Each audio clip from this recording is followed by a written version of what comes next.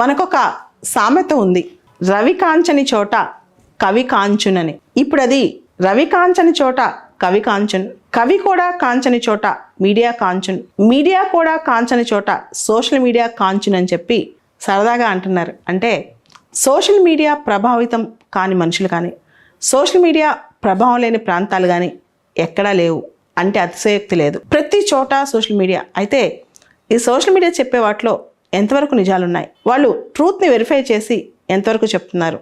ఒకప్పుడు ఒక కేసు ఉండేది, నానావతి కేసు అని చెప్పి. నానావతి కేసు అంటే ఒక భర్త ఒక వ్యక్తిని చంపేస్తాడు, భార్యతో అక్రమ సంబంధం ఉందని చెప్పి. దానికి సంబంధించి మీడియా రైటింగ్సే ఆ జ్యూరీని ప్రభావం చేశాను అనమాట. అప్పట్లో 1960s కారుషి తల్వార్ కేసు అని ఒక పేరెంట్సే కూతుని చంపారని చెప్పి డిసైడ్ చేసేసింది మీడియా. ఇంకా అనేక కేసులు, ఇప్పుడు దిశ ఇన్సిడెంట్ అయినా, నిర్భయ ఇన్సిడెంట్ అయినా, ప్రియదర్శి మట్టు కేసు అయినా, నువ్వు ఏ కేసు తీసుకో మీడియా చెప్పేస్తుంది అనమాట. సో ఎవరు ఏం తప్పు చేశారనేది జడ్జిమెంట్ ఇవ్వాల్సిన పరిస్థితి కోర్టుకుంది. కానీ కోర్టు కూడా ఏమవుతుందంటే మీడియా ప్రభావం చాలా ఎక్కువైపోతుంది. మీరు గమనించండి, నిర్భయ ఇన్సిడెంట్ లో ఖచ్చితంగా రేపిస్టులకు శిక్ష పడాల్సిందే. కానీ రేపిస్టులకి ఉరిశిక్ష పడకుండా ఇంకో శిక్ష వేస్తే ముందు సమాజం పాపులిజం ఒప్పుకునేటట్లేదనమాట.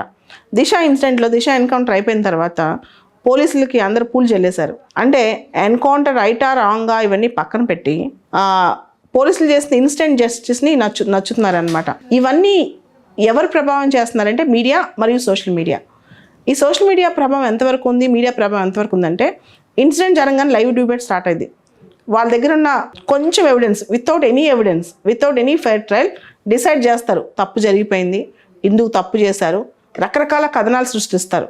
దానిలో 99% తప్పై ఉంటాయి. పబ్లిక్ ఒపీనియన్ మీడియాతో పాటు వెళ్ళిపోద్ది, ఎందుకంటే media have the power to mould the minds of the people. So ఇవన్నీ కంగారు కోర్టు లాగా బిహేవ్ చేస్తున్నాయి అని చెప్పి. అంతేకాదు, ట్రయల్ బై మీడియా వల్ల ప్రాపర్ జస్టిస్ డెలివరీ సిస్టమ్ కూడా దెబ్బతింటుంది. దానికి కారణం ఏంటంటే, నువ్వే ఒక జడ్జి అనుకో, ప్రజాభిప్రాయం ఒక రకంగా ఉన్నప్పుడు పెద్ద పెద్ద సెన్సేషనల్ కేసులో నువ్వు ఇంకొక రకంగా జడ్జిమెంట్ ఇవ్వాలంటే చాలా ఆలోచిస్తావు. నువ్వు కూడా ప్రజాభిప్రాయం ప్రకారం వెళ్తావు. చాలాసార్లు కోర్టులు రిజిడ్ వ్యూస్ తీసుకుంటాయి. పాత రోజుల్లో ఒక 30-40 సంవత్సరాల క్రితం ఇంత మీడియా ట్రయల్ లేనప్పుడు జడ్జెస్ నిష్పక్షపాతంగా నేచురల్ జస్టిస్ ప్రిన్సిపల్తో ఆలోచించేవాళ్ళు. ఇప్పుడు అలా కాదు పరిస్థితి. అయితే ప్రింట్ మీడియాని press council of India regulate చేస్తూ ఉంటుంది కొంతవరకు. అది కూడా press council of India act 1978 ద్వారా PCA ఫామ్ అయింది. కానీ అది కూడా పూర్తి రెగ్యులేటెడ్ బాడీ కాదు. మీడియా అనేది ప్రింట్ కానీ ఎలక్ట్రానిక్ కానీ సెల్ఫ్ రెగ్యులేటెడ్ మోస్ట్లీ. అండ్ భారతదేశంలో మనందరికి తెలుసు, ఆర్టికల్ 19(1)A ప్రకారం freedom of speech and expression అనేది ఉంది. సో దాని ప్రకారం అన్లెస్ నువ్వు సెడిషియస్ మెటీరియల్ రాస్తానో, డిఫమేటరీ మెటీరియల్ రాస్తానో, దేశానికి వ్యతిరేకంగా చేస్తానో, పబ్లిక్ ఆర్డర్ని డిస్టర్బ్ చేస్తానో, లేదా అఫెన్స్ని ప్రోత్సహిస్తానో, ఇలాంటి చేస్తే తప్పితే you have every right to express your views. కానీ నీ వ్యూస్ ఒక ఇన్సిడెంట్ చూసి దాని మీద నువ్వు ఫామ్ చేసుకునే వ్యూస్ ఎంతవరకు కరెక్ట్ అయి ఉండొచ్చు, దాని మీద ప్రైమరీగా నీకు అవైలబుల్ అయ్యే ఎవిడెన్స్ ఎంతవరకు కరెక్ట్ అయి ఉండొచ్చు. ఒక నానుడు ఉంది లాలో, the guilt of the accuse should be proved beyond reasonable doubt అని. ఒక అక్యూజ్ తప్పు చేశాడని ఎవిడెన్స్ ద్వారా బియాండ్ రీజనబుల్ డౌట్ ప్రూవ్ అవ్వాలి. దానికి చాలా సాక్ష్యాధారాలు కావాలి. సో కంగారు కోర్టులు నిర్వహిస్తున్నారు మీడియా వాళ్ళు. అసలు కంగారు కోర్టు అంటే ఏంటి? కంగారు కోర్టు అంటే ఒక అనఫిషియల్ కోర్టు అనమాట.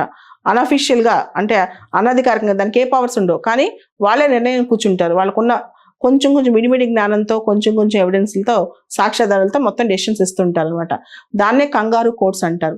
ఈ కంగారు కోర్టుల ఇలాంటి ఈ మెథడ్ అనేది స్టాలిన్ టైంలో మాస్కో ట్రయల్స్ అని స్టార్ట్ అయినాయి ఈ మెథడ్లో.